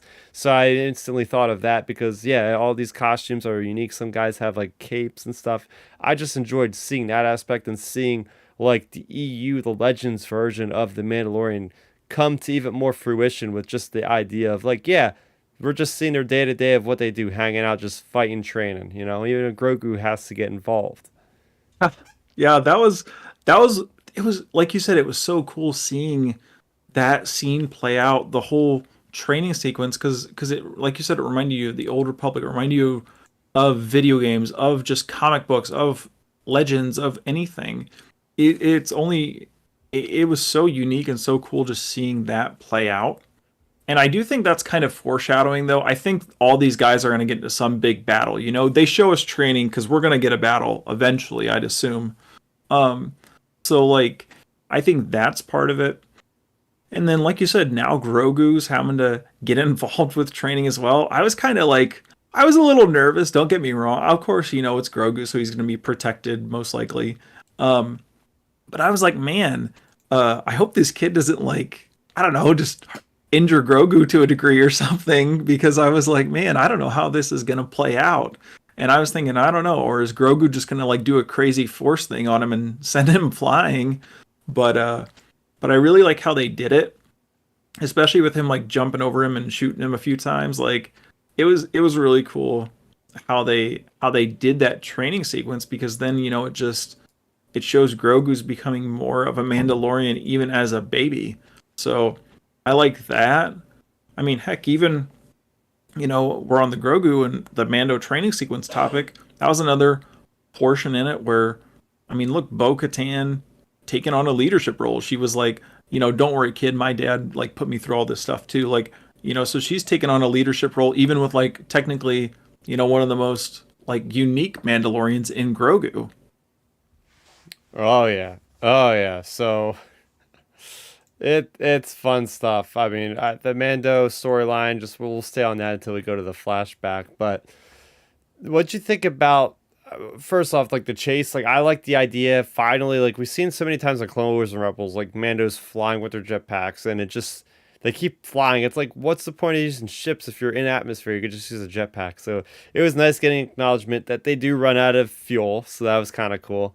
Um, yeah, but I mean, the whole sequence with the climbing was really cool. Again, it shows the capabilities of the Mandalorian, how resourceful they are, how tenacious they are, Well, we've never how really seen driven they climbing are in with Star climbing up the Wars. mountain and all that kind of thing. Oh, you do? I said we've really never seen climbing in live action Star Wars for the most part. Oh, Like, you okay. know, True. I don't you, think you we know, have. you know what I mean? Think about that. I was thinking about that. It's like when I was watching that, I was like, dude, I've never seen anything like this in Star Wars. It reminded me of like something you'd see out of like a special forces movie or something. Like just seeing him climb all around and stuff. Like that was such a neat part. But continue. Yeah, that just going ahead and seeing this creature regurgitate the kid, like that was really strange. And it was pretty cool just seeing, again, just seeing, I still can't get I still get a kick out of it. Just seeing Mandalorians flying around to the whipcords. I was watching this with my mom, and it was like, oh yeah, like this is the guy that made Iron Man, and it shows because you got all these guys using their jetpacks, like just like Iron Man, you know. So it's good stuff. And yeah, not everybody likes these episodes where it's just like, oh, here we go. They fought the alligator, they fought this thing, but at least they tied it together where there's always a bigger fish, as Qui-Gon once said, and that thing gets eaten by an alligator. So I liked how it did come around at least full circle, showing the danger of the environment they're in. But the fact that the Mandalorians continue to stay there, it's just a testament to their hardiness as warriors and as survivors to be like, yeah, whatever. Like, if we're not strong enough and we die to this thing, then obviously we're not worthy enough. So we're gonna stay here and fight and train here. Oh yeah, for sure. Well, like you said, they're staying there. They could easily just move locations, for example. Hmm. Um, but it's cool seeing them train and fight and die there. I mean, like you know, you have those things, and like you said, some people these episodes may not be for some people because they want more like direct, like, hey, this is the plot, blah blah blah, like that sort of thing. But I do think there's a lot of like overlooking being done with a lot of this stuff, because I really do think one of the main plots of the season is the Mandalorian like culture and people. Like I think that's a very big plot point. Um, and then yeah, just seeing how they're acting. I mean that kid was one of the Mandalorian's sons, you know. So it was just cool seeing the way they played it out like that. And then yeah, I don't know. I really liked like you said, just seeing the Mandalorians out and about, flying in the environment, like all of that sort of stuff. Jon Favreau nails it because he had an idea of how to shoot flying, I guess bodies, you would say, from Iron Man. Like he had experience with that, so you can tell, like if you would just like superimpose a Tony Stark over top of any of these Mandalorians flying around, like you could see that being Iron Man flying instead of Din Djarin or whoever. Like, Yeah, and how about, as Peter's mentioning in the chat, thanks so much for the activity, man. It's really this is what happens when you join our YouTube show. We interact with you guys, so come on by, live show every Friday at 9 o'clock Eastern. But as Peter was saying, they got 3 baby House of the Dragon-esque I love that. That was such a Mandalorian Star Wars thing. And we talk about it here on the channel, on the show, how Star Wars has that certain level of cheese, that certain level of like fantasy where it's like, you've seen it a lot in season 1, especially with the Mandalorian, with the Jawas and with the egg and the Suga, and they're cutting it open and they're just drinking the egg of the Mudhorn. Like, I got the same vibe of just the antics of like, you never want to judge Star Wars too closely with the science and the physics of it all, but I'm like, how the hell are those 3 gigantic bird creatures smushed into that gauntlet fighter? But I'm here for it because it's just so bizarre. And it's like, okay, obviously they're gonna train those to ride. It's like, it's literally like Game of Thrones now. You have 3 dragons, and in the prophecies of Song of Ice and Fire, you had 3 worthy people that were gonna ride the dragons. You were gonna have Daenerys ride one. You were gonna have Jon Snow ride the other, and then you were gonna have Tyrion Lannister riding another one. And you know what? It's like, all right, who are our 3 Mandalorians that are gonna ride these things? Think we got almost, if we get our characters riding these things. Think about this. It kind of mirrors Game of Thrones so much, even in terms of stature. We got Daenerys, Bo-Katan, Jon Snow, Mando, and then Tyrion, smaller, Grogu. You're like, I gotta say that's a pretty good one. Like Daenerys Stormborn, Mother of Dragons, Targaryen was always going to be the one for the throne, kind of like Bo-Katan, who was like, yeah, that throne of Mandalore should be mine. And Mando is just like Jon Snow. It's just like, yeah, I don't really care about any of it. I'm just trying to make my way through the universe. And then Grogu's just like, yeah, I'm just a short little person, just trying to eat a lot of frogs and hang out with my dad here. It's just yeah.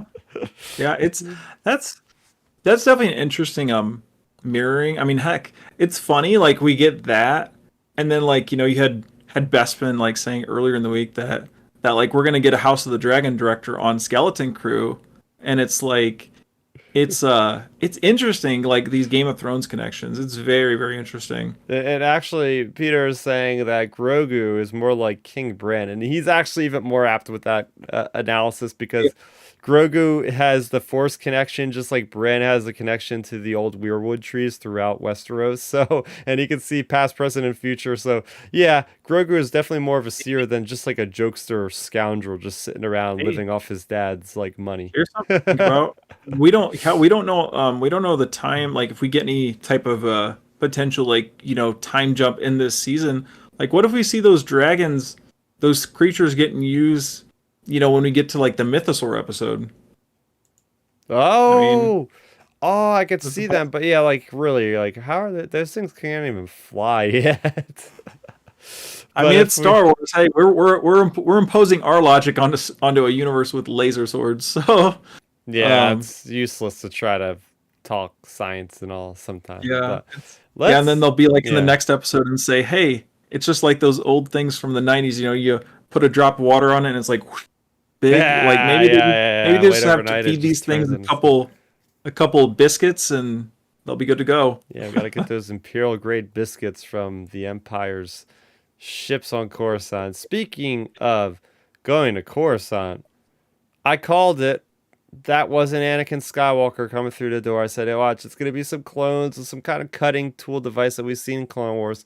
Wasn't wrong, although I think it would have been a cool opportunity to see Hayden. I mean, he's probably on the set not too long before this. But anyway, I digress. So yes, we see Grogu, we see these Jedi and all this, and it's like the last one we would have ever expected is Ahmed Best, and I was surprised I didn't have a stronger reaction. I know I've seen a lot of people on Twitter crying and in happiness, and I was just like, I guess part of it made so much sense to me that I wasn't like super shocked.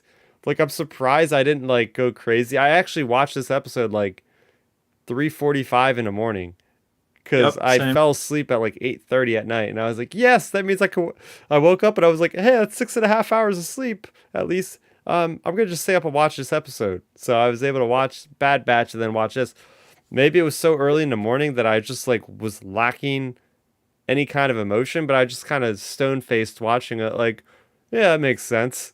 Meanwhile, the whole internet is losing their minds, like, oh my gosh, Jar Jar Binks, his actors, and it makes good sense because if you look at the lore of this character, Star Wars Jedi Knight or Star Wars Jedi Temple Challenge came out 2 years ago on the Star Wars Kids YouTube channel. There's 10 episodes, and it's basically Legends of the Hidden Temple Star Wars edition. And if you look on Wikipedia, he was like literally an academy trainer of Jedi Padawans, kind of like how Yoda is in the same kind of thing. And he is a master called the Sabered Hand. And I have a whole video I put out, a companion video of this week. Go check it out on the channel, youtube.com/Starrapter. But yeah, it makes perfect sense because based off of lore, like he trained younglings, and also, of course, like they're like get this Grogu to Kelleran back. He knows how to deal with you and all that kind of thing. And there we go. We got a lot of cool action. I can never get enough of seeing Phase 2 clone troopers in the flesh, not artificially created with CGI. Actually having the full-fledged clones in person like we've seen in Andor and Obi-Wan is always a blast.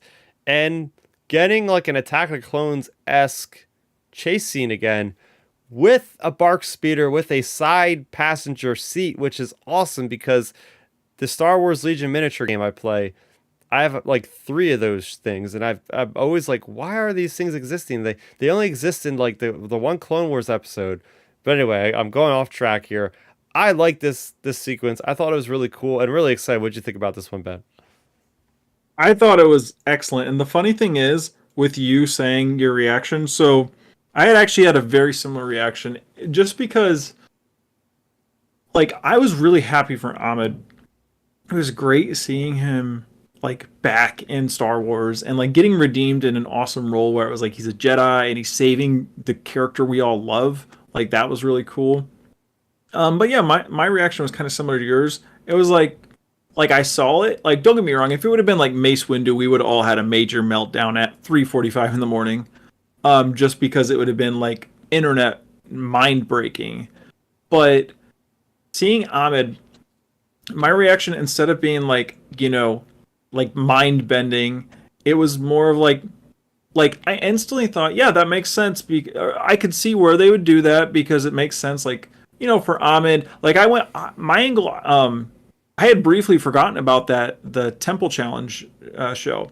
So my angle, I was my very first reaction at that hour in the morning was just like, oh yeah, I could see where they're coming from that. Like just to like bring Ahmed back into the fold and like get him in good graces with everybody and all that. So like that was my reaction more than just like, oh my gosh, like blah blah blah blah, blah like going crazy. I think my reaction would have been that if it would have been like Mace Windu or Plo Koon or I don't know whoever, like potentially one of those characters. But like seeing Ahmed, like yeah, that's cool. That's cool. I liked it a lot. Yeah. And then it was good. It was good that it didn't end up being like don't get me wrong. I would have loved to seen that be Anakin coming through the door. But if it would have been Anakin, the problem with that is he would have probably like instantly killed Ahmed's character, like or very quickly taking him out or something. So like Yeah. I'm glad they didn't do that because I think it would have been a mega like disservice to Ahmed like to come back and then just get instantly killed in one scene.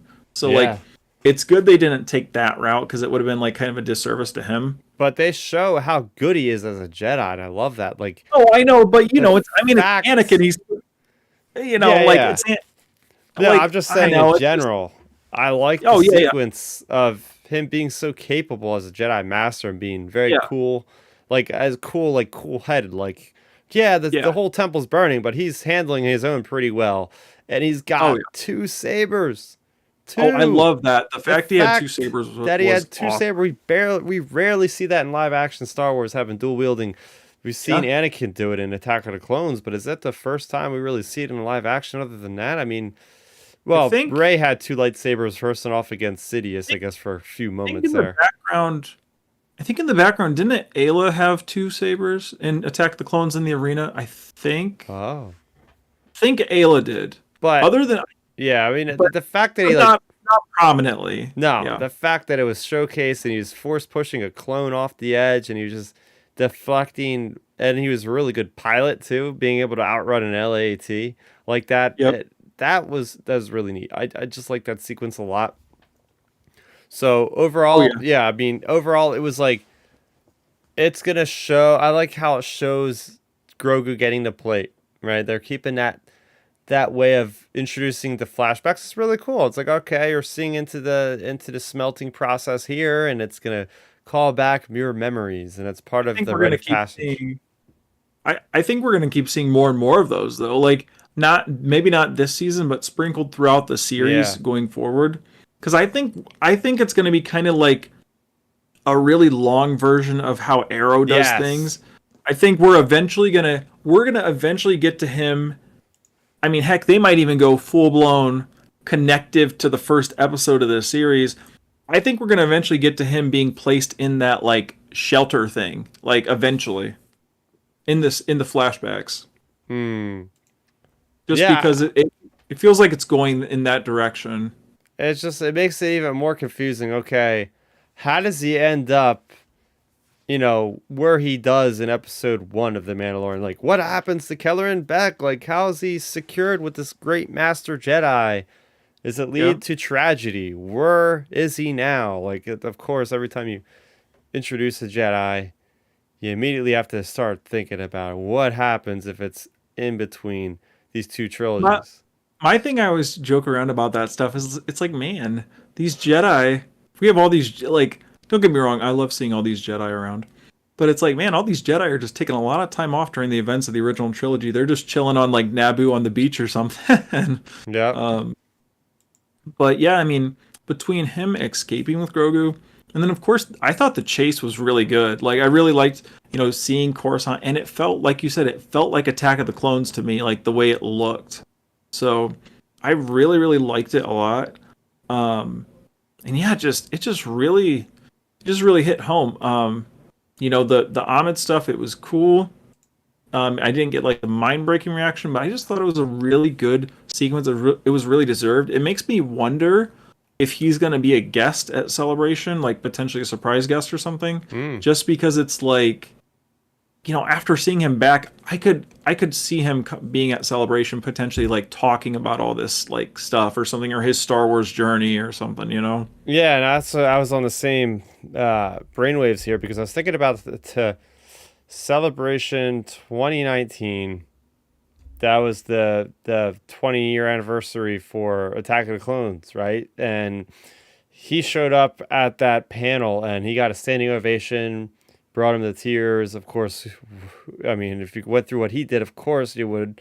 It was a very emotional moment for everybody in the crowd. I was there. It was really a really awesome, powerful moment. Like seeing him welcome back into the family, so to speak, the community there with all the diehard Star Wars fans and people around the world.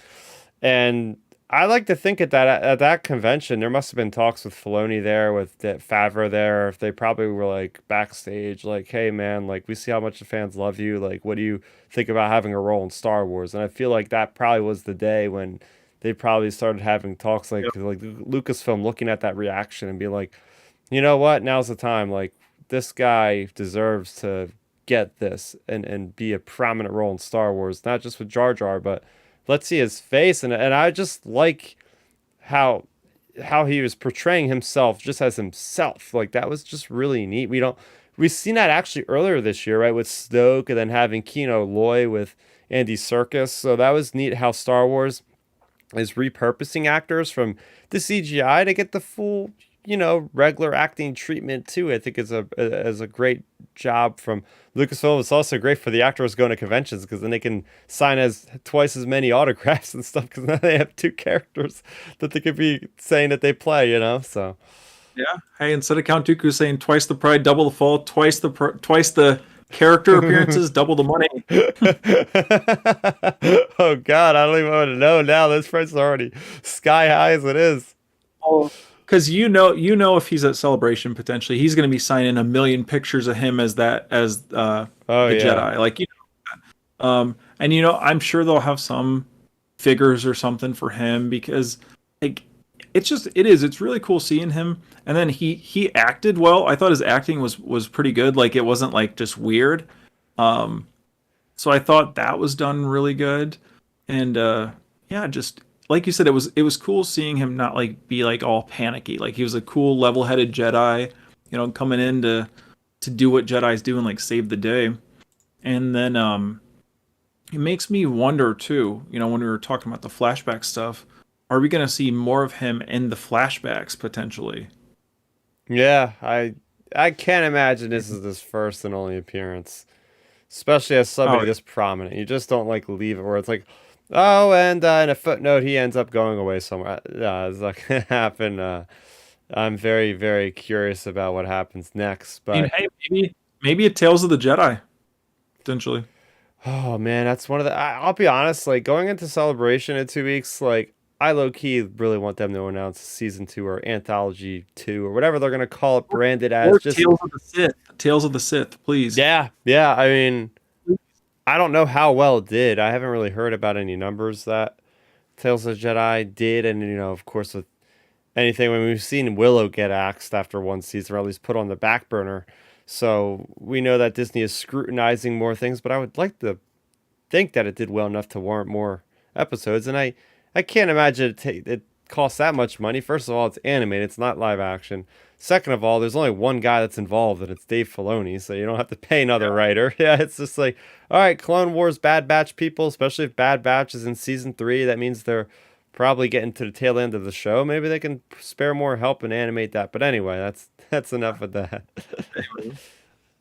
Yeah, so let's wrap it up. We'll give a thoughts and scores out of 10 All for right, this sounds good. fine episode of The Mandalorian. I'm going to give this one an 8 out of 10. I enjoyed this one.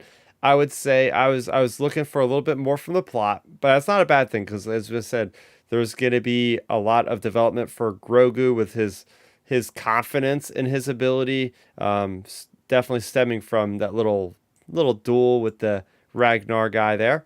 But also seeing the fantastic as we just spent some time talking about a really cool cameo that deserved to be near, that felt right to be there, that didn't feel forced at all. It felt like it felt natural for a teacher to be the one saving his student. Obviously, it wasn't just like, oh, this is Barriss Offee. What relation does she even have to Grogu? You know what I mean? It could have been some weird thing, but no, it wasn't. And Bo-Katan suddenly becoming like the star of The Mandalorian. So it's really cool seeing Katie Sackhoff really doing exceptional work there. And then, yeah, just everything. Like I said, I would have liked to see a little bit more of like, okay, let's look at the larger scope of things, but we're only halfway through the season, so I'm not going to get too hard on it for that just yet. So again, I'm going to give this one an 8 out of 10. What about you, Ben? Yeah, I think for me, just bouncing off your final point there, I think the way you do that is add 10 minutes to the episode, honestly. Like if they just add 10 minutes to the episode, you could easily jumped on to maybe more of the whatever the A1 plot is Yeah. potentially. So I think that's an easy solution there. Um, but yeah, overall for this episode, I think it was very good. I really enjoyed basically every aspect of it. Like all of the main Mandalorian stuff I really like. Like I'm a big fan of that storyline. Especially with the Mythosaur stuff. I can't wait to potentially see that in live action. I'm assuming we will just based on all of this foreshadowing. And then just seeing Katie Sackhoff's character continue to progress because I mean I've liked her from the beginning. Like she was great in Clone Wars, and then she's been awesome in some of her other projects she's done. She has a great sci-fi show on Netflix that was on there, and then now this, like her appearances in The Mandalorian has been awesome, and it's cool seeing her kind of like transition the reins to where she's potentially the Mandalorian. So it's just cool seeing how that's playing out. And then of course seeing Grogu's character development, like he's getting more and more skilled. It does make me wonder as well. So like him training, doing this little training sequence, it makes me wonder if we're gonna get into a situation later in the year where he has to use like a little blaster to save himself. So it makes me wonder that. And Yeah. then of course like the flashbacks, the flashback sequence was really good. Like it was great seeing Coruscant. It was great getting more of that Order 66 vibe, like the just the overall vibe, because when that's going on, crazy stuff is about to happen on whatever scene you're watching. So it was great getting to see how Ahmed's character, like Ahmed himself, got redeemed. I thought that was really nice. And then of course just to see the flashback we've all been asking about it for so long, like where is this leading? And now we have this answer. And now, like you said, it potentially opens up another door. Like they may keep doing more flashbacks with this character in Grogu, and just to see where everybody goes. So yeah, overall, I think the episode was really good. For me, it's an 8.7 just because I really like this stuff, and I think one of the big plots, as I mentioned earlier in this review, I think one of the big plots of this season is the Mandalorian and the Mythosaur stuff. I think that's like a big plot point that's one of the main plots of the story. So for me, it's an 8.7. Yeah, I could see the brunt of this season being Mandalorian focused now. I was going Yep. back and forth with Empire. Like this show is at least getting another fourth season, and I would probably think a season five to maybe cap it out We'll for the whole see. thing.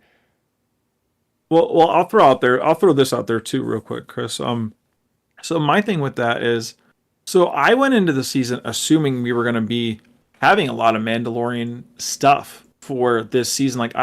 Just because I was under the assumption the whole season was going to be like going into my theories and predictions. I was expecting this whole Din Djarin going to the mines. I thought this was going to be like 1B to the story plot, potentially with the Empire stuff, but I was thinking we were going to get a ton of Mandalorian stuff. I was thinking it was going to be a big Mandalorian focused season with a bit of Empire in it, and now we're getting a lot of Mandalorian focused stuff in just a different way. Obviously, we have the whole mine stuff done, but now it's just more, it's Mandalorians like everywhere. So like it's going to be interesting to see how they end up transitioning to next week's episode, just because it's like I wonder where we're heading from here. Is it going to be the Empire potentially? Because we know the Empire, or some part of the Empire, took out Bo-Katan's house. So it's just like it Hmm. makes me wonder where we're headed next for the final stretch run of the season. Oh, hell yeah. So look forward to that next week. Our thoughts next week. As far as our schedule, we'll be back for another episode next week. It'll be the last episode for a couple weeks because I'll be going away to Europe for celebration, for just general traveling. So I'll be away.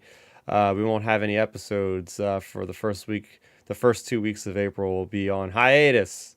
Longest hiatus yet, because you guys know the only reason why I never do an episode is if I'm at a convention, which is basically the only reason why I'm never here I won't be here on a Friday, unless barring some crazy thing happens, then I'll try to always record earlier in the week. But yeah, I'll use it as a time to get away from this, even though I still be in Star Wars land, and I will try to post things on Twitter. You can find me at Starrapter on Twitter.